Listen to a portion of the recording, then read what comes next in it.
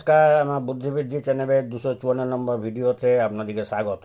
এই ভিডিও একটা জিনিস যে আছে খুব কেউ এটা সাধারণত আলোকপাত করছে না, কিন্তু আমি করছি।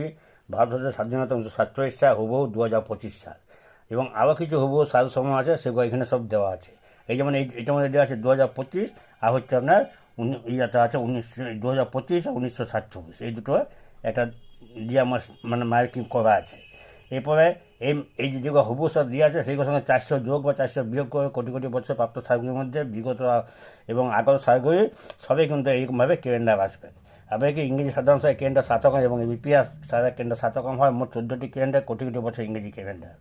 ইংরেজি সালে 12 মাসের ক্যালেন্ডার 12 রকম হয় না, 7 রকম হয়। এই যে 2025 বা হুবহু যে আছে সমস্ত সালগুলো, সেই সালগুলোর এই 7টা ভাগে এইখানে 12টা মাসের ক্যালেন্ডার দেওয়া আছে। এইগুলো সমস্ত দেখে নেবেন। আর একটা জিনিস, 1947 সালে 15 আগস্ট ছিল শুক্রবার, এবারও ঠিক 2025 সালে 15 আগস্ট শুক্রবার। আপনারা সুস্থ থাকুন, আপনার দীর্ঘ জীবন, আপনাদের পড়াশোনা ভালো হোক। এখন আপাতত আসছি, বিদায়।